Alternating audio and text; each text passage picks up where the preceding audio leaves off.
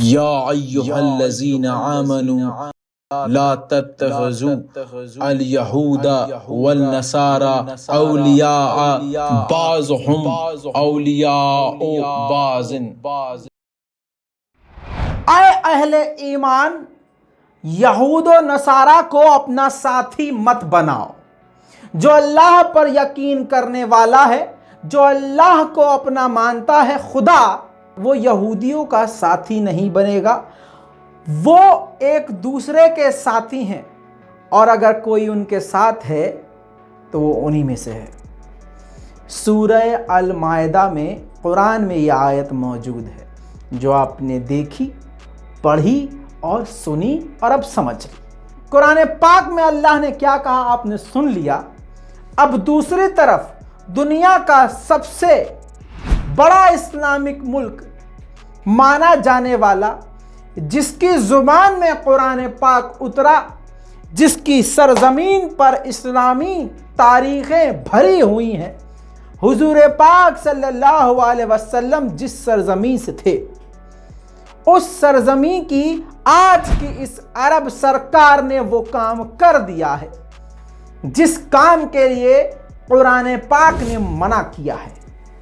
सलाम, नमस्ते, सत श्री अकाल। मैं हूं रजा और आप देख रहे हैं रजाग्राफी की इजराइल फिलिस्तीन स्पेशल रिपोर्ट। दुख के साथ और थोड़े से गुस्से के साथ और जरा सी मायूसी के साथ मैं आपको ये बड़ी खबर बता रहा हूं। इस बात को सबसे पहले बताने वाला रजाग्राफी ही था, जो लगातार कई बार से ये बात आपको बता रहा था।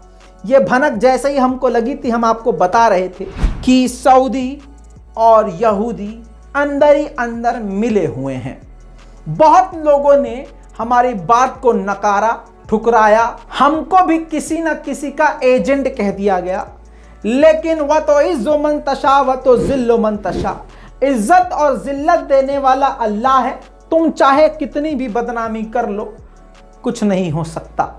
अब आपको बता दूं दोस्तों, अज़रबैजान पहुंचे थे सऊदी अरब के प्रिंस, और उधर से यहूदियों के देश से यानी इजराइल से पूर्व एक्स फॉरेन मिनिस्टर वहां पहुंची थी। बाकू में यानी अज़रबैजान की राजधानी में दोनों ने, अरब और इजराइल ने मुलाकात करी। सबूत देखिए, और सबूत के साथ वो लानती तस्वीर भी देखिए। अफसोस के साथ बता रहा हूं, दोनों देशों के बीच में वहां बाकू में काफी मुद्दों पर बात हुई। इकोनॉमी से लेकर बिजनेस तक को लेकर बात हुई। अब समझ जाइए दोस्तों, कुरान पढ़ने वाला ही कुरान के खिलाफ जब चला जाए तो वो फिर नाम का ही मुसलमान रहता है। अब अगर कुरान पर आपको यकीन है और खुदा पर यकीन है तो इस बात को आप समझ लीजिए कि अरब की ये सरकार, ये जो सरकार है, इनमें और यहूद में कोई फर्क नहीं रह गया।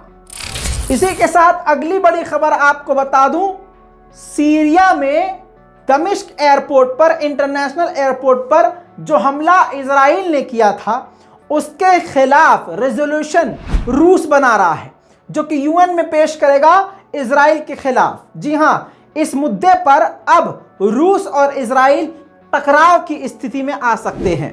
अब अगली खबर भी सुन लीजिए, क्योंकि तुर्की में जो यहूदी मौजूद हैं, उनकी जान का खतरा है। उन पर ईरान कभी भी हमला कर सकता है, ऐसा इजराइल की इंटेलिजेंस का कहना है।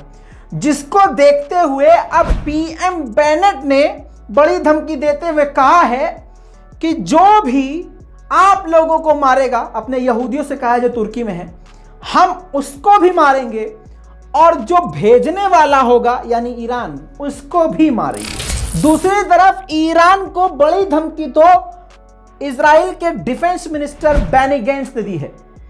उन्होंने कहा है कि अगर हमारे यहूदियों को खरोच भी अगर तुर्की समेत किसी भी देश में आई, तो हम ईरान पर कभी भी, कहीं भी, किसी भी हालत में, किसी भी वक्त हमला कर देंगे। और आपको बता दूं कि यह खौफ इसलिए बढ़ रहा है क्योंकि एक दो नहीं, लगभग 2 से 3 हजार यहूदी इस वक्त इजराइल में मौजूद हैं। कहा यह भी जा रहा है इजरायली और तुर्किश इंटेलिजेंस की तरफ से कि तुर्की में ईरान की गतिविधि बढ़ रही है।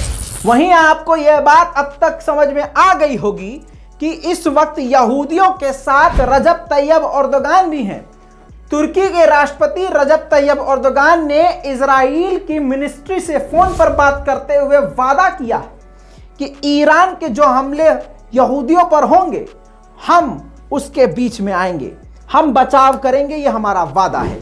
आपको बताऊं 14,000 लोग, गाजा के लोग इजराइल के इलाके में काम करने जाते थे, लेकिन पिछले 2-3 दिन से जब झड़पें हुई हैं, रॉकेटबाजी हुई है, अब 2,000 गाजा के लोगों को फिर से फ्रीज कर दिया है। यानी अब जो 14,000 जाते थे या उससे ज्यादा, टोटल में से 2,000 लोगों को बैन कर दिया कि अब नहीं आ सकते इधर। आपको बता चुका हूं कि अब एक और अरब कंट्री है मोरक्को, जो कि इजराइल की गोद में बैठ गया है। अब मोरक्को इजराइल की फॉरेन मिनिस्टर जाने वाली हैं, जिसको अब यह समझा जा रहा है कि काफी बड़ी डील दोनों देशों के बीच में हो सकती है।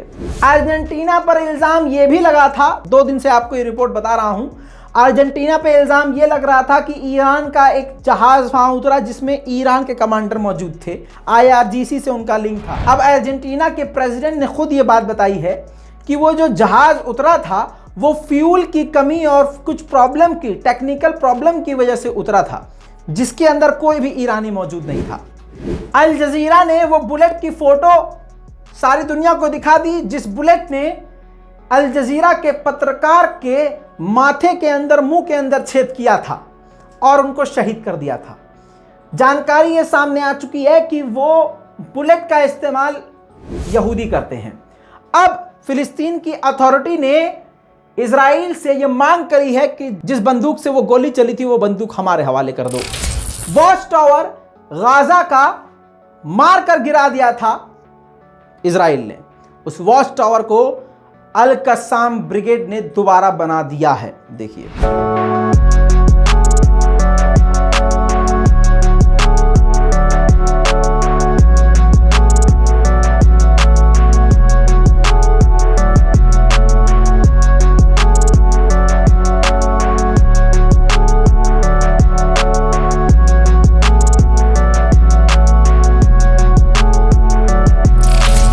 आपकी स्क्रीन पर उस टावर का फोटो भी देख लीजिए। 3 फिलिस्तीनी जो मारे गए थे उनका उसी टावर पर फोटो लगाया, उसके बाद उस पर अल कस्साम का और फिलिस्तीन का झंडा भी लहराया गया। वहीं पर इजराइल का फिलिस्तीनियों पर लगातार जुल्म जारी है। अल खलील की गली में फिलिस्तीनियों के इलाके में फिलिस्तीनियों पर हमला किया।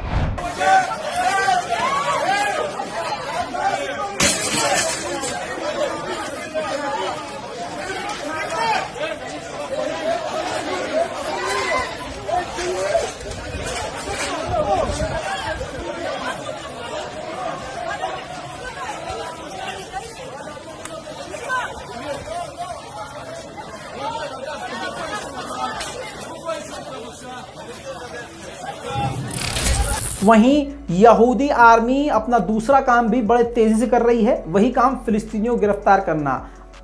आदम नाम के एक नौजवान को जेरूसलम से गिरफ्तार कर लिया गया।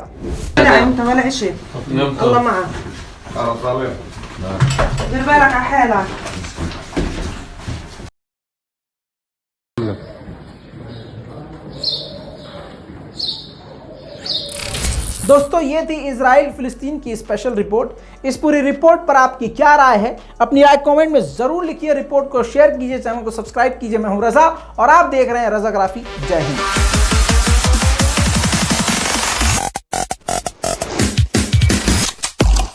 तेरा बाप आया।